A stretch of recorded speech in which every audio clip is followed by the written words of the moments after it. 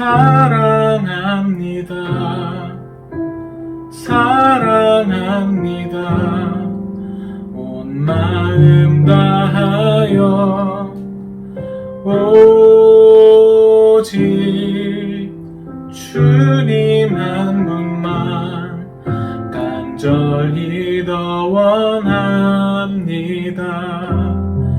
예수 사랑합니다. 예수 사랑합니다. 사랑합니다. 온 마음 다하여 오직 주님 한 분만 간절히 더 원합니다. 넘쳐나네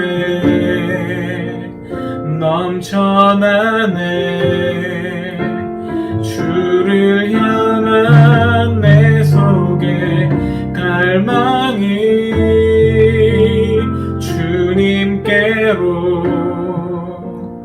날 이끌어 주소서. 주님을 더 원합니다.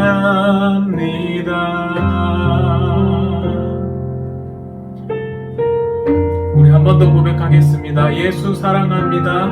예수 사랑합니다.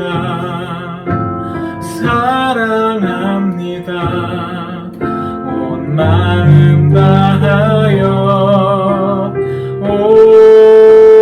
오직 주님 한 분만 간절히 더 원합니다. 넘쳐나네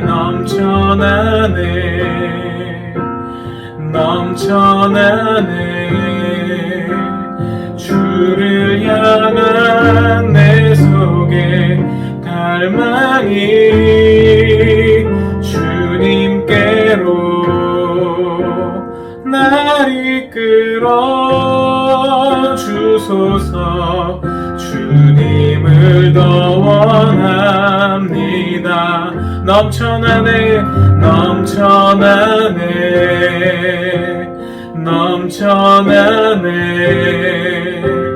주를 향한 내 속에 갈망이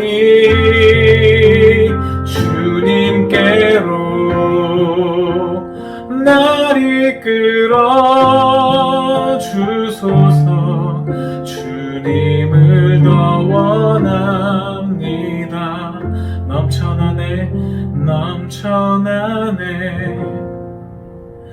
넘쳐나네 주를 향한 내 속에 갈망이 주님께로 날 이끌어 주소서. 주님을 더 원합니다.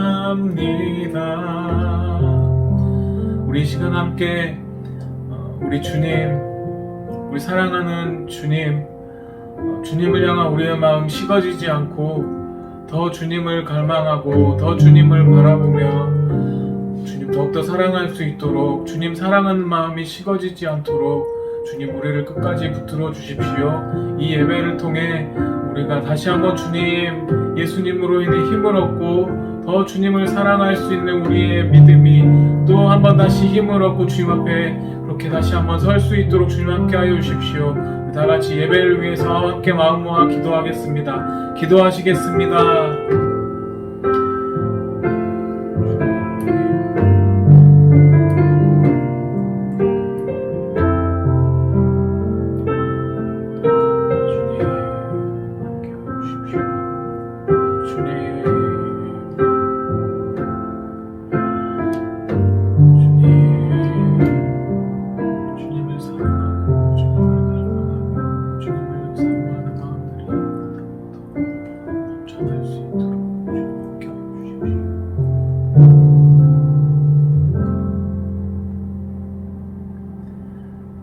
이 시간 사도신경으로 함께 신앙 고백하시겠습니다. 전능하사 천지를 만드신 하나님 아버지를 내가 믿사오며 그 외아들 우리 주 예수 그리스도를 믿사오니 이는 성령으로 잉태하사 동정녀 마리아에게 낳으시고 본디오 빌라도에게 고난을 받으사 십자가에 못 박혀 죽으시고 장사한 지 사흘 만에 죽은 자 가운데서 다시 살아나시며 하늘에 오르사 전능하신 하나님 우편에 앉아 계시다가 저리로서 산자와 죽은 자를 심판하러 오시리라. 성령을 믿사오며 거룩한 공회와 성도가 서로 교통하는 것과 죄를 사해 주시는 것과 몸이 다시 사는 것과 영원히 사는 것을 믿사옵나이다. 아멘. 기도하겠습니다. 하느님, 오늘 우리가 이렇게 각자의 자리에서 예배를 드릴 수 있게 하심에 대해 감사드립니다. 비록 서로 떨어져 있더라도 하나님의 예배에 참석할 수 있음에 감사드립니다. 아직도 코로나로 인해 많은 사람들이 고통을 받고 치료된 사람들도 후유증으로 고생을 하고 있는데 하나님께서 이들의 고통을 덜어주시고 현장에 나가 환자들을 돌보고 있는 의료진들에게도 손길을 베푸셔서 그들의 짐을 덜어주시옵소서.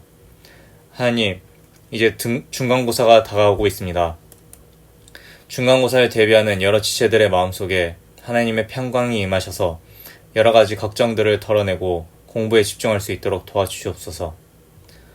하나님, 어느새 다사다난한 2020년이 2개월밖에 남지 않았는데 최근에 일어난 울산 화재를 비롯한 여러 가지 사건 사고들로 인해 고통받았을 사람들에게 치유의 손길을 내미셔서 그들이 다시 일어설 수 있도록 힘을 주시옵소서. 오늘 말씀 전해주실 목사님과 예배를 준비해주신 임역원들에게도 하나님이 함께하셔서 길어지는 코로나 사태로 인해 지쳐있을 다니엘 청년부 지체 한 사람 한 사람에게 큰 위로와 회복의 시간이 될 수 있도록 도와주시옵소서. 감사드리며 예수님의 이름으로 기도합니다. 아멘. 여호와께서 그를 황무지에서 짐승의 부르짖는 광야에서 만나시고 호위하시며 보호하시며 자기 눈동자같이 지키셨도다.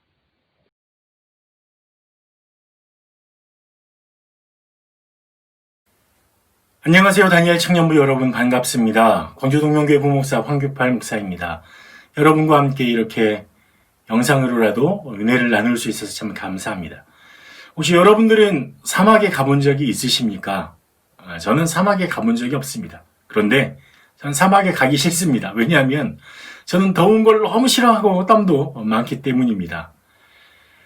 오늘 이렇게 사막 얘기를 하는 것은 만약 여러분들이 사막에 간다면 어떻게 할까 이런 조언을 먼저 하면서 시작하기 원해서입니다. 사막에 간다면 첫 번째는 많이 먹지 말라고 합니다. 왜냐하면 우리 몸은 음식을 소화하면서 많은 수분을 사용하게 되는데 우리가 만약 음식을 많이 먹는다면 그러면 우리는 사막에 갔을 때 많은 수분을 사용할 수밖에 없습니다.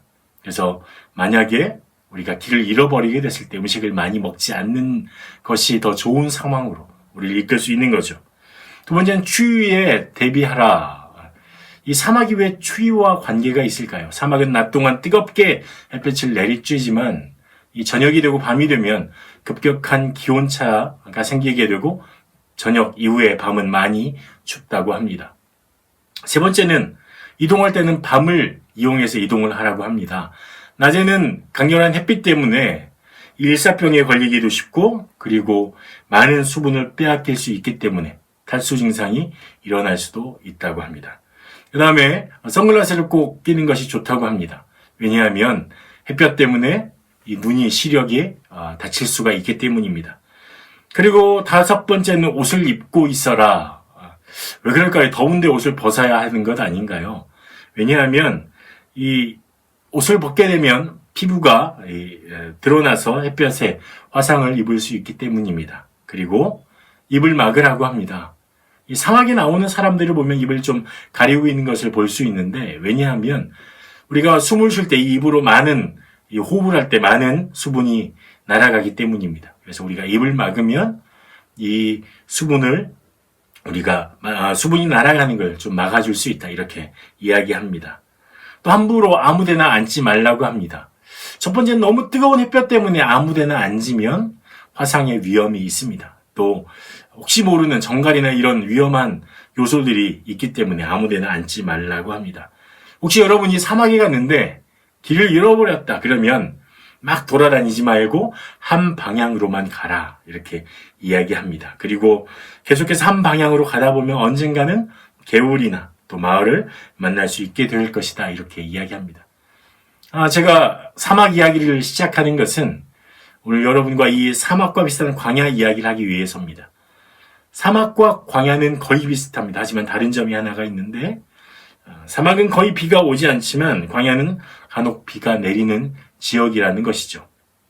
그래서 이곳은 식물이 자랄 수도 있는 곳입니다. 하지만 광야 역시 삶을 살아가기에 너무 힘든 지역인 것은 분명합니다. 오늘 여러분과 함께 나눈 이 본문은 모세가 죽음을 앞두고 부른 마지막 노래입니다. 모세의 유언 같은 노래입니다. 그래서 모세의 노래라고 불려지는 신명기 32장은 이런 내용으로 기록되어 있는데 이스라엘 백성이 하나님께 등을 돌릴 때 그때에 모세는 이스라엘 백성이 하나님을 따르기로 결정했던 그 시기를 그때를 기억하기 원해서 이 노래 안에 그런 내용들을 담아놓고 있습니다. 너희가 하나님을 따르기로 결단했던 시점으로 돌아가라. 이것이 신명기 32장의 모세의 노래를 관통하는 주요 맥락인 것이죠. 이 모세의 노래를 통해서 하나님은 이스라엘 백성이 이전에 여전히 하나님을 떠나겠지만 그럼에도 내가 너희를 기다리고 있고 너희가 돌아오기를 바라고 있다. 이 메시지를 우리에게 알려줍니다. 모세는 6절과 7절에 이렇게 말합니다. 어리석고 지혜 없는 백성아 여호와께서 이같이 보답하느냐 그는 내 아버지시오 너를 지으신 이가 아니시냐 그가 너를 만드시고 너를 세우셨도다. 옛날을 기억하라 역대의 연대를 기억하라. 내 아버지에게 물으라 그가 내게 설명할 것이요 내 어른들에게 물으라 그들이 내게 말하리로다. 그리고 나서 하나님께서 이스라엘 백성을 광야에서 어떻게 지키셨는지 모세는 이야기해 줍니다. 신명기 32장 10절에 여호와께서 그를 황무지에서 짐승이 부르짖는 광야에서 만나시고 호위하시며 보호하시며 자기의 눈동자같이 지키셨도다 이렇게 말씀합니다. 모세는 하나님이 광야에 있던 이스라엘 백성을 만나시고 지키시고 보호하셨다고 말씀합니다. 광야는 어떤 곳입니까? 성경에 나타난 광야는 이 원어를 분석해 보면 이런 뜻이 있습니다. 구덩이가 있는 곳, 또 들가시와 찔레가 있는 곳, 씨 뿌리지 못하는 땅, 사람이 없는 땅, 이것을 광야라고 표현하고 있습니다. 광야는 그런 곳입니다.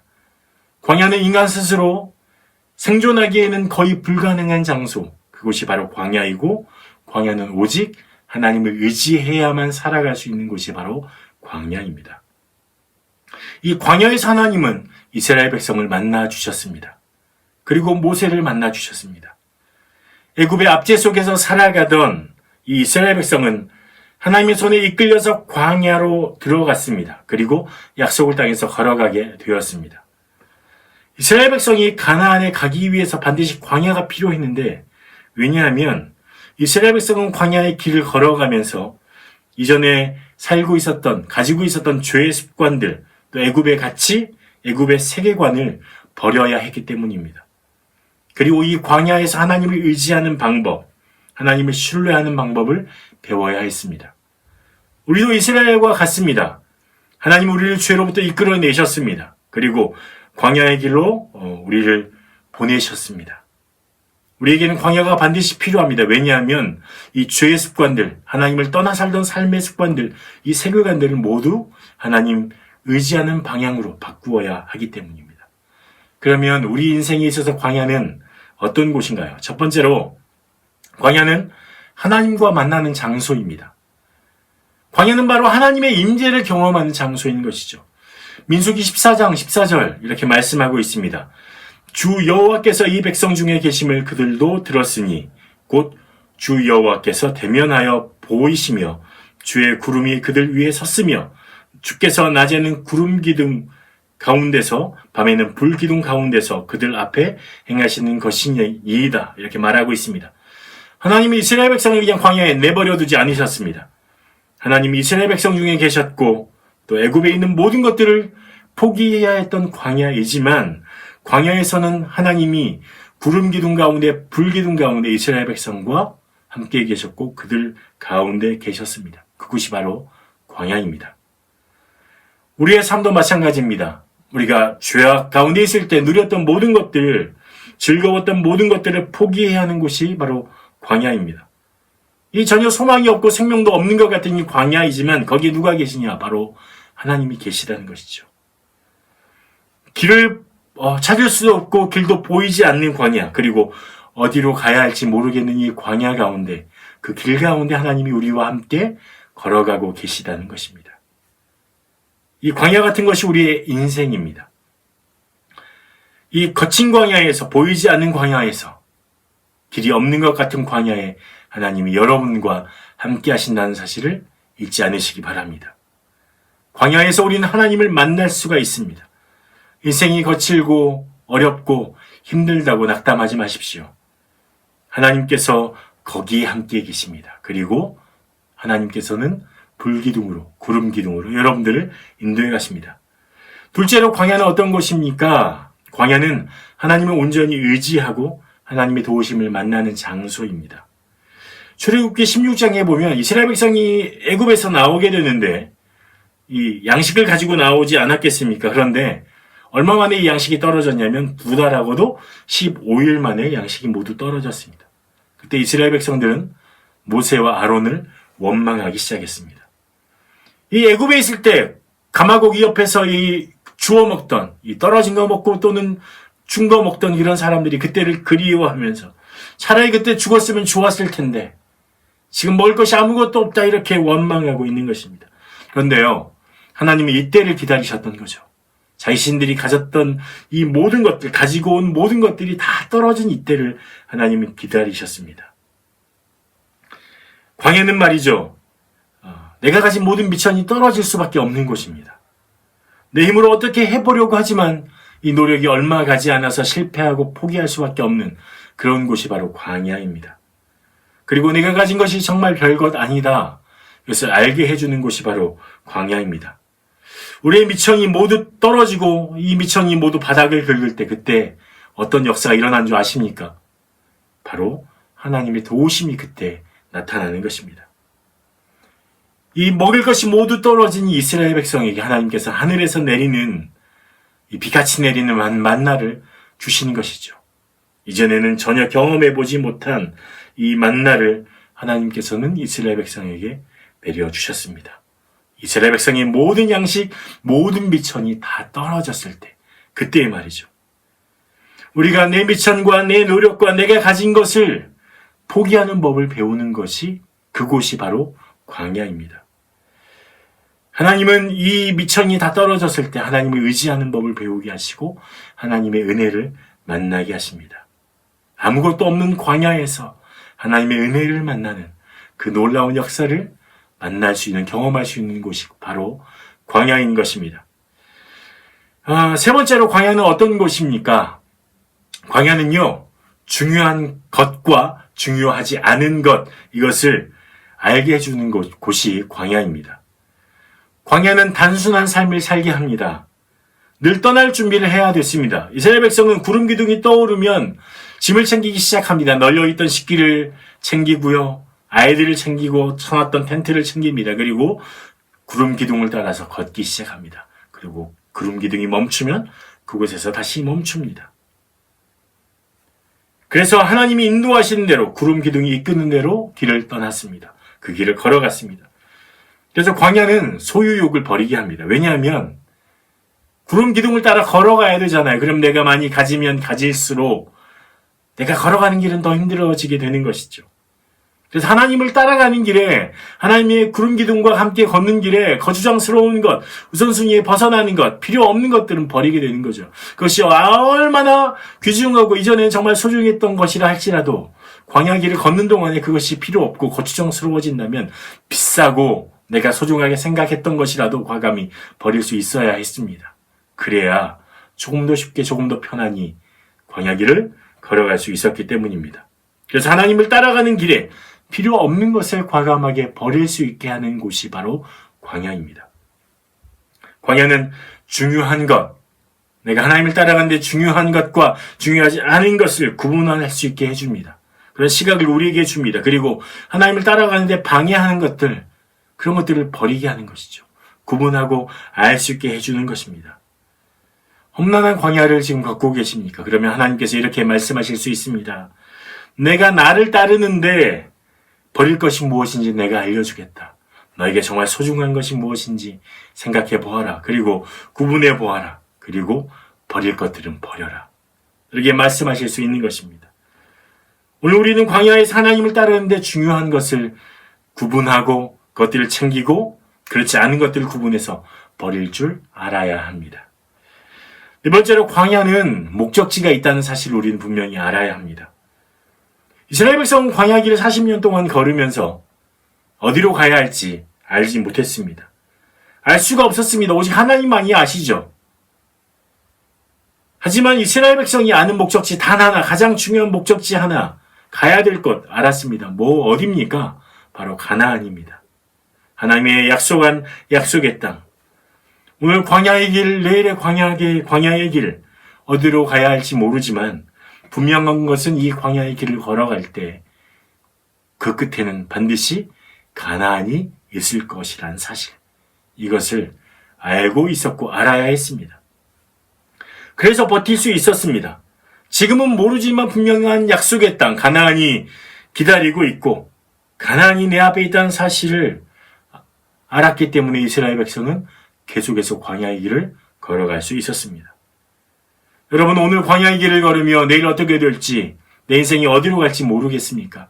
하지만 분명한 것이 있습니다. 하나님은 하나님의 선하심으로 우리의 길을 인도해 가시고 그 종착지에 하나님의 나라, 천국, 하나님의 약속의 땅이 있다는 것입니다. 하나님 나라는 저기 멀리 있는 것이 아니라 또한 우리가 살아가는 이 길 가운데도 분명히 있습니다. 오늘 우리가 그 길을 인도해 가신 하나님을 믿고 신뢰하고 우리에게 다가올 광야 가운데 올 이 가나안을 생각하시면서 이 목적지를 바라보면서 광야의 길을 걸어가시길 원합니다. 그래서 우리는 버틸 수 있게 되는 것이죠. 힘을 낼 수 있게 되는 것이죠. 광야는 힘듭니다. 어렵습니다. 살아가기 척박합니다. 하지만 이 광야는 하나님의 은혜를 만날 수 있는 곳, 하나님의 부으시는 사랑을 만날 수 있는 곳, 하나님의 지켜주심을 만날 수 있는 곳입니다. 비록 내가 버려야 할 것도 있고 할 수 없는 것들도 있습니다. 하지만 거기에는 하나님의 은혜와 하나님의 능력과 하나님의 사랑이 우리 가운데 있는 곳입니다. 광야 전문가인 이진희 씨가 광야를 읽다라는 책에서 이렇게 말해줍니다. 우리는 복을 받지 못해도 살아갈 수 있지만 하나님의 은혜 없이는 살아갈 수 없다. 복은 불편함과 관련된 문제이다. 그러나 은혜는 생존과 관련된 문제이다. 우리는 광야에서 하나님의 은혜를 구할 수밖에 없습니다. 이 광야는 하나님의 은혜를 만나는 곳이고 우리를 살게 해주는 하나님의 역사를 만나는 곳입니다. 청년 여러분, 지금 어떤 광야 가운데 있습니까? 하지만 실망하거나 좌절하지 마십시오. 그 가운데 하나님의 임재를 만날 수 있습니다. 그 가운데 하나님의 은혜를 만날 수 있고 하나님이 부으시는 만나와 메추라기를 만날 수 있습니다. 그곳에서 중요한 것, 중요하지 않은 것들을 구분해낼 수 있는 분별력을 우리는 가질 수 있습니다. 그리고 무엇보다 하나님이 내 삶의 길을 인도해 가시고 그 끝에 분명히 하나님의 나라가 있을 것이라는 사실을 잊지 마시기 바랍니다.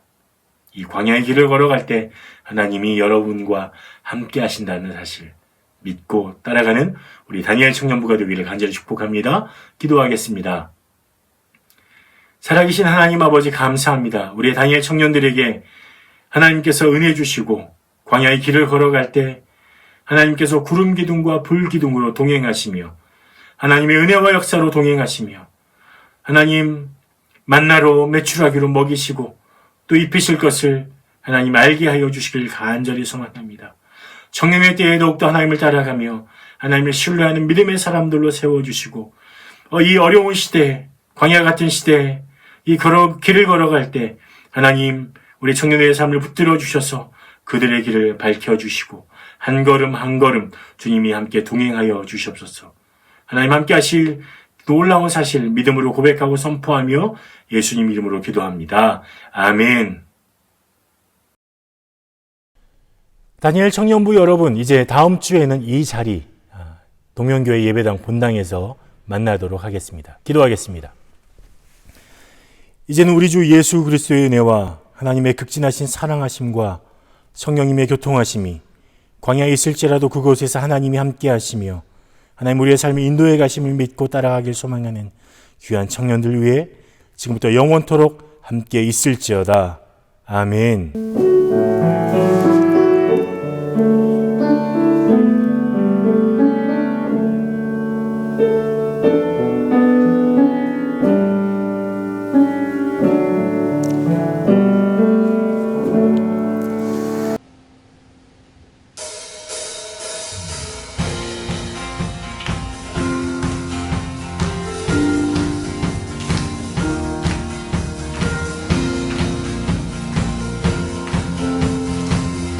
세계와 열방 가운데 세계와 열방 예수와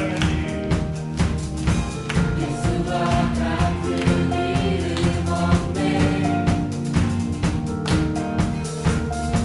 죄악과 어두운 세상 유일한 소망 예수와 비교할 수 다시 한번 고백합니다. 그 세계와 열방 가운데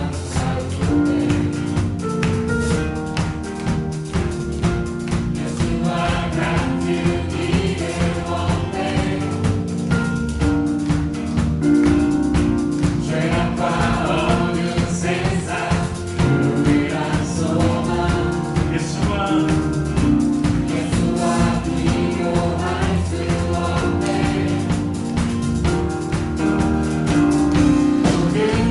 조금 무언한 이름 예수 그말 앞에 어깨 우상 무너지니 한번의 이름 예수 찬양하리 처음과 낮은 대신 주